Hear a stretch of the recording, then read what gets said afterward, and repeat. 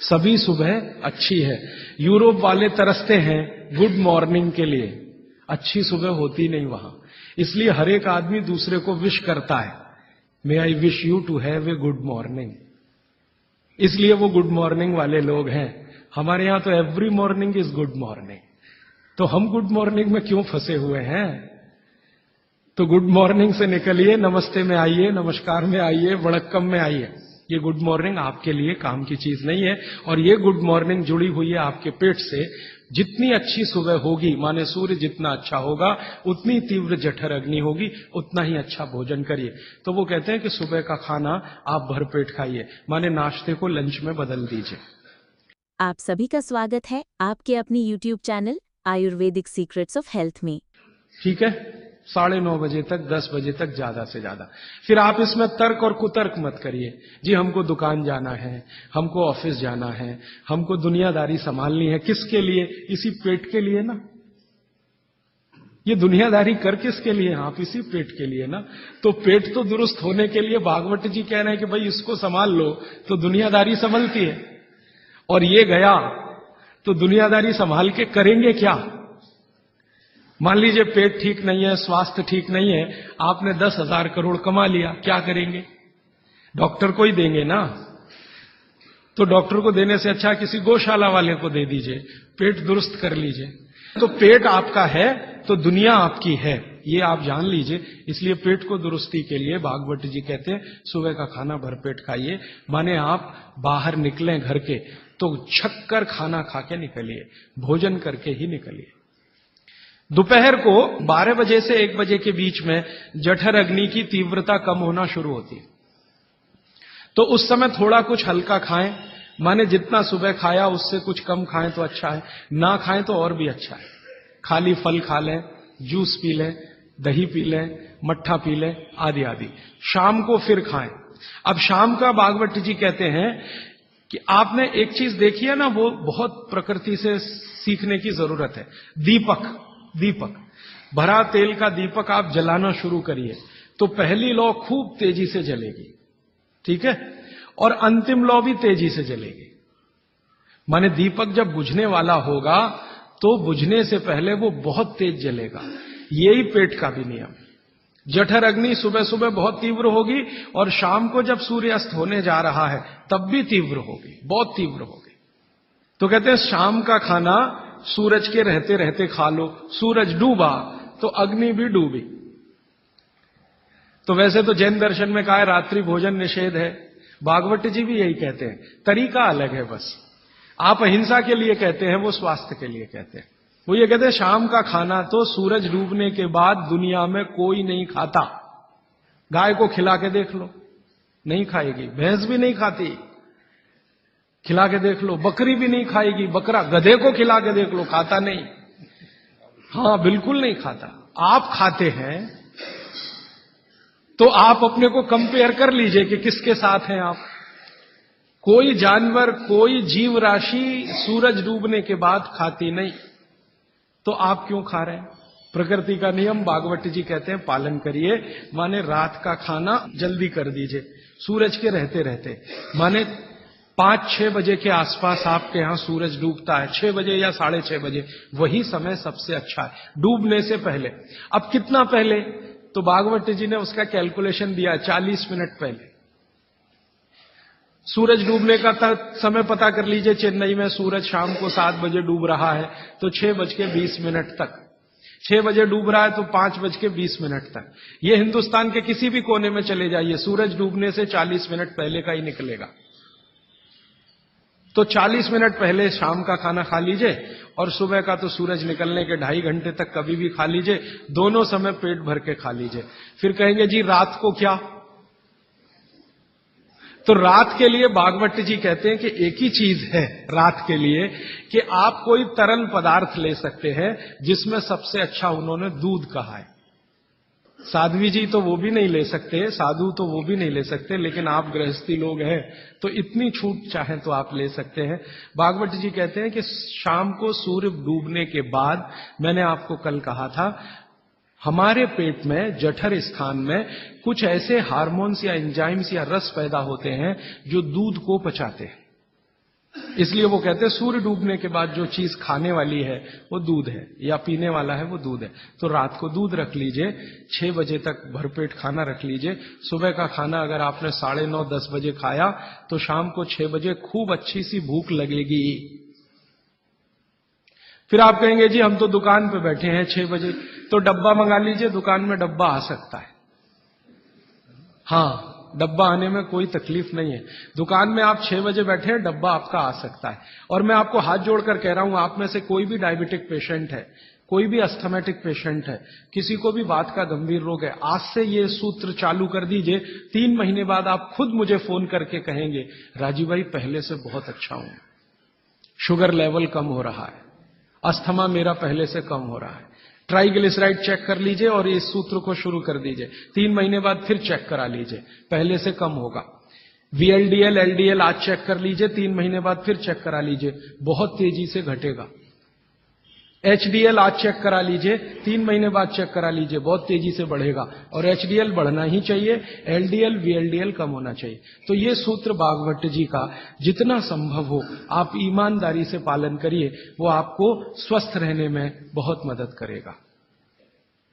अब इसके आगे का एक सूत्र बागभट्ट जी कहते हैं कि जब भी आप खाना खाएं तो हर समय ये बात का ध्यान रखें, हर समय, कि 2 ऐसी विरुद्ध वस्तुएं एक साथ ना खाएं जिनका गुण और स्वभाव एक दूसरे के विपरीत है। 2 विरुद्ध वस्तुएं एक साथ कभी भी ना खाएं, ये है सीधा सीधा सूत्र। अब आप कहेंगे हमें पता नहीं विरुद्ध वस्तुएं क्या हैं। मैं कुछ विरुद्ध वस्तुओं की सूची बता देता हूं। डिटेल सूची तो बागभट्ट जी ने बताई है। 103 वस्तुएं हैं जो एक दूसरे के एकदम खिलाफ है। 103 वस्तुएं, जैसे सबसे पहली वस्तु उन्होंने बोली है प्याज और दूध, दोनों एक दूसरे के जानी दुश्मन हैं। दूध और प्याज साथ में खाया तो 20 बीमारियां आने ही वाली हैं। सबसे ज्यादा बीमारियां आएंगी त्वचा की।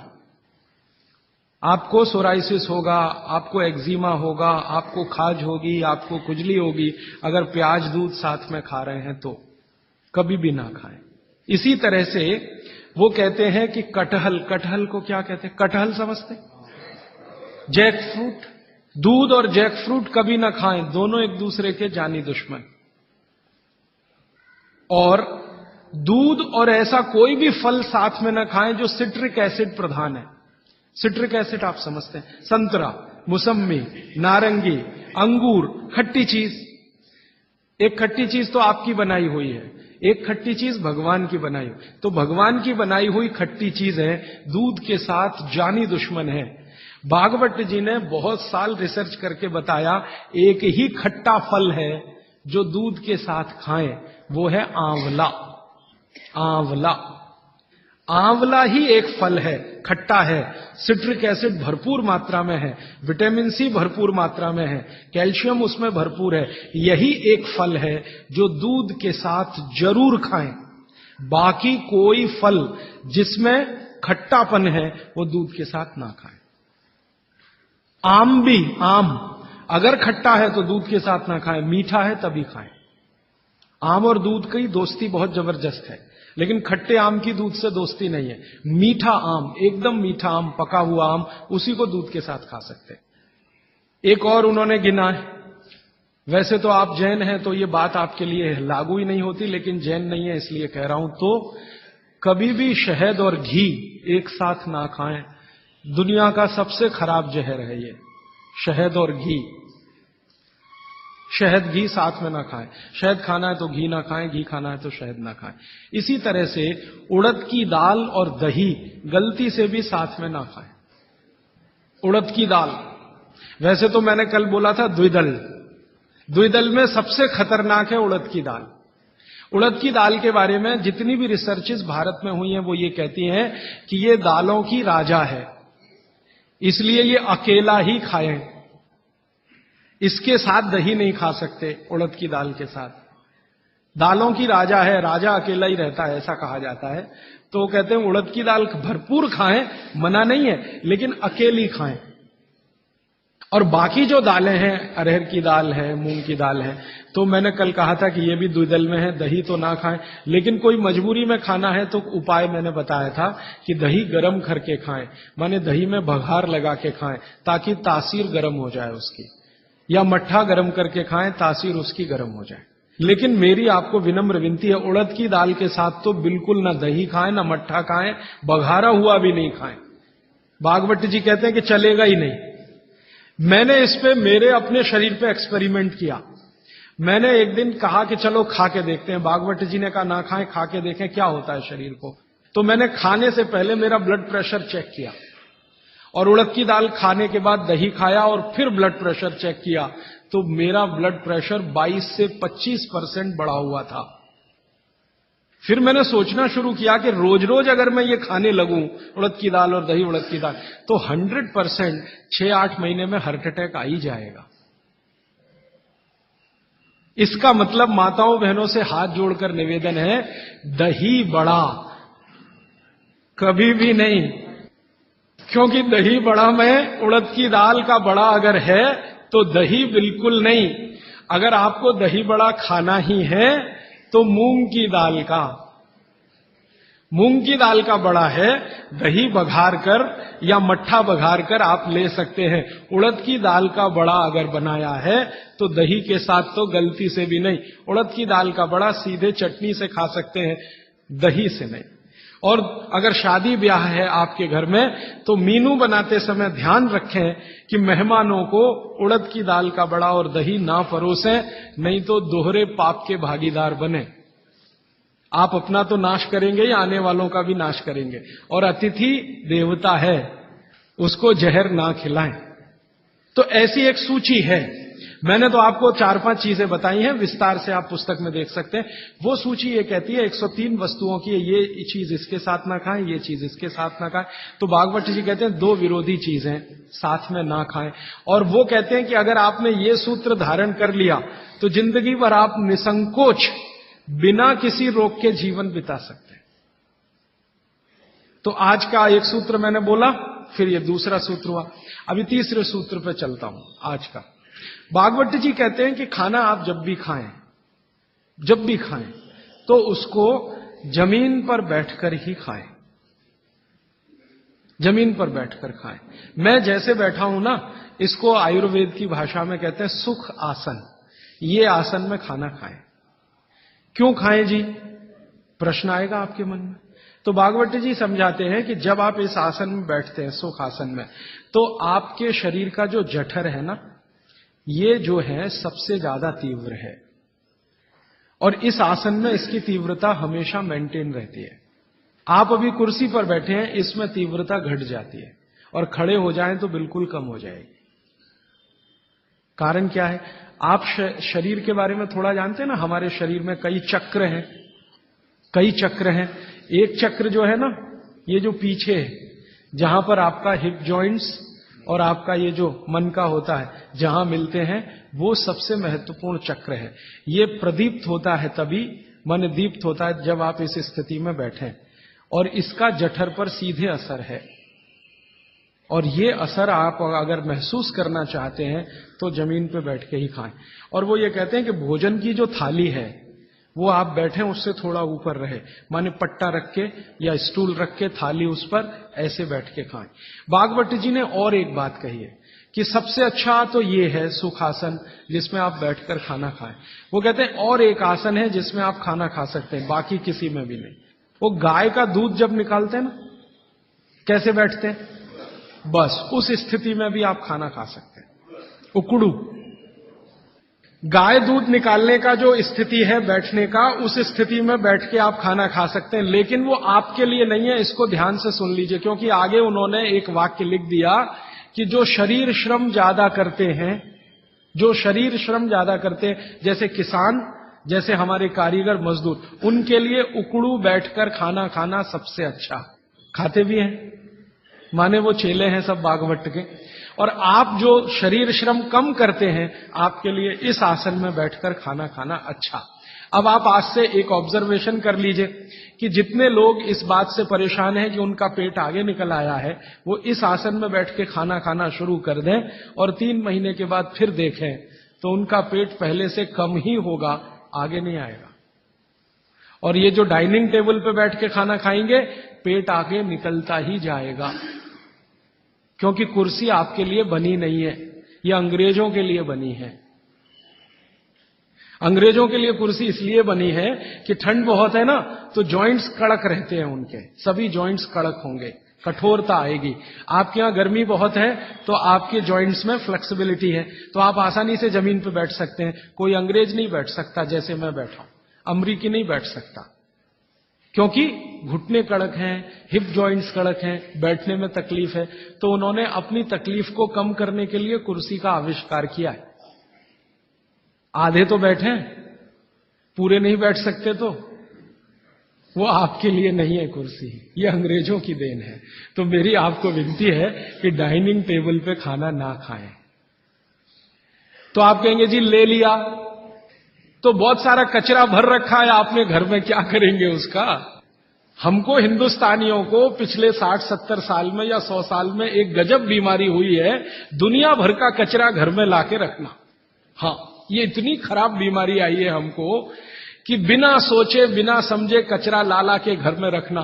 रसोइयों में मैं घरों में जाता हूं ना, टीन टपरे के इतने डब्बे होते हैं, खाली हैं, फेंकेंगे नहीं, संभाल के संभाल के संभाल के, कब काम आएंगे मालूम नहीं, लेकिन वो भरते ही जाते हैं, भरते ही जाते हैं। रसोई में इतने डिब्बे डब्बियां हैं, काम के शायद उसमें आधे भी नहीं है, लेकिन रखा हुआ है। पता नहीं कचरे से इतना मोह क्यों है। जो बाहर फेंकना चाहिए वो घर में सजा सजा के रखा हुआ है। और फेंकने की बात करो, अरे पता नहीं कभी काम आ जाए, और वो कभी 60 साल में भी नहीं आता, 100 साल में भी नहीं आता। तो उसी कचरे में मैं गिनता हूं आपकी डाइनिंग टेबल। अब आप जरा हिसाब निकालो जी, ये आपने लाके रखी है डाइनिंग टेबल, मान लो ये 100 स्क्वायर फीट की है, 10 बाई 10 की है, या मान लो 50 स्क्वायर फीट की है। 50 स्क्वायर फीट की जगह आपने घर में घेर रखी है, क्या भाव है मद्रास में जगह का? 3000 रुपए स्क्वायर फीट, और 50 स्क्वायर फीट आपने घेर के रखा है। जरा जोड़ लो ना 3000 में 50 का गुणा करके, और रोज का हिसाब निकाल लो। तो एक तो खरीदा तब आपने पैसा बर्बाद कर दिया, अब इसको जगह को घेर के बर्बाद कर दिया आपने। तो अगर बन सके तो डाइनिंग टेबल निकाल दें, नहीं निकाल सकते तो कोने में रख दें। अब आखिरी बात, आप कहेंगे राजीव भाई कुछ तो ऐसी बात करो, ये डाइनिंग टेबल ले आए तो इसका कुछ तो उपयोग करो। तो अगर आप सच में ईमानदारी से डाइनिंग टेबल पे बैठ के ही खाना खाना चाहते हैं, तो कुर्सी पर ऐसे बैठ जाएं जैसे मैं बैठा हूं। डाइनिंग टेबल की कुर्सी है ना, मोह है आपको, उससे छूटता नहीं है। तो भागवत जी तो मना करते हैं, मैं उसमें एक सजेशन दे रहा हूं कि जैसे मैं आसन में बैठा हूं, कुर्सी पे भी ऐसे ही बैठ जाइए, आलती पालती मार के फिर खा लीजिए। लेकिन अच्छा तो नहीं है, लेकिन बीच का कोई रास्ता तो है। अब डाइनिंग टेबल निकले इसमें तो समय लगेगा, क्योंकि मन से नहीं निकलती। शरीर से निकलना तो आसान होता है, मन से नहीं निकलता। पता नहीं कितने कितने पैसे जमा करके ये हम लाए थे, अब ये निकले कैसे। तो आप उसका अगर सच में उपयोग करना चाहते हैं तो डाइनिंग टेबल पे कुर्सी पे ऐसे बैठ जाइए, आसन मार के आलती पालती मार के फिर खा लीजिए। और नहीं है अगर डाइनिंग टेबल तो बहुत सुखी है, मत लाइए, मेरी तो विनती है, मत लाइए। उसकी जगह लाना है तो छोटे छोटे पटरे ले आइए, जो आपके रसोई में बैठ के आप खाएं तो बहुत अच्छा है। अब आगे का एक सूत्र, बहुत अच्छा सूत्र है। भागवत जी कहते हैं कि खाना जब दोपहर को खाएं और सुबह खाएं, सुबह और दोपहर, ये दो बात। वो ये कहते हैं कि दोपहर और सुबह का खाना खाएं। वैसे तो वो कहते हैं दोपहर का ना खाएं, दोपहर का खाना सवेरे खाएं। लेकिन अगर आप खा ही रहे हैं तो वो ये कहते हैं कि तुरंत विश्रांति लें, खाते ही विश्रांति लें, खाते ही आराम करें, काम कोई ना करें। सुबह का खाना अगर 10 बजे खाया या 12 बजे खाया या 11 बजे खाया तो खाते ही विश्रांति लें। कब तक? 20 मिनट, 20 मिनट, 20 मिनट विश्रांति लें। और उसको उन्होंने एक्सप्लेन किया है कि वो विश्रांति जो होनी चाहिए वो आपके शरीर को, जो बायां हाथ है इसको नीचे करके दाएं हाथ को ऊपर करके वाम कुक्षी अवस्था में लेटें। अब वाम कुक्षी को सरल भाषा में समझाता हूं। भगवान विष्णु को लेटे हुए देखा शेषनाग पर, बस उसी परिस्थिति में लेटे, उसी स्थिति में लेटे। विष्णु भगवान शेषनाग पर लेटे हुए हैं, वो वाम कुक्षी की अवस्था है। खाना खाने के बाद हमेशा दोपहर को और सुबह इस अवस्था में जरूर लेटें। क्यों? Left side. आप जानते हैं हमारे शरीर में 2 नाड़ियां हैं, वैसे तो 3 हैं, 3 नाड़ियां, एक सूर्य नाड़ी है, एक चंद्र नाड़ी है, एक मध्य नाड़ी है। ये जो सूर्य नाड़ी है यही भोजन को पचाने में मदद करती है। सूर्य नाड़ी तभी चलती है जब आपकी चंद्र नाड़ी कम हो। भोजन पचाना है सुबह का और दोपहर का, सूर्य नाड़ी तीव्र होनी ही चाहिए। तो लेफ्ट साइड में लेटो तो तुरंत सूर्य नाड़ी शुरू हो जाती है। वैसे तो अगर आप स्वस्थ हैं तो खाना खाते ही आपकी सूर्य नाड़ी अपने आप शुरू हो जानी चाहिए। नहीं हो रही है तो लेफ्ट साइड में लेट जाइए, लेटते ही शुरू हो जाएगी। 20 मिनट जरूर लेटें। फिर आप कहेंगे जी नींद आ गई, तो भागवत जी कहते हैं ले लो एक झपकी। वो ये कहते हैं रोको मत इस नींद को। जो सूत्र उन्होंने लिखा है कि दोपहर भोजन के बाद या सुबह भोजन के बाद अगर आपको आलस्य है शरीर में, तो वो कहते हैं कि बिना संकोच इस झपकी को ले लो। 20 मिनट की झपकी ले लो, ज्यादा से ज्यादा 40 मिनट की ले लो, इसके आगे नहीं। तो अगर आप भोजन के बाद इस विश्रांति ले लें 20 से 40 मिनट, तो अगले आधे दिन काम करने को बहुत एनर्जी आपके पास आएगी। आप चाहें तो आज ही करके देख लें।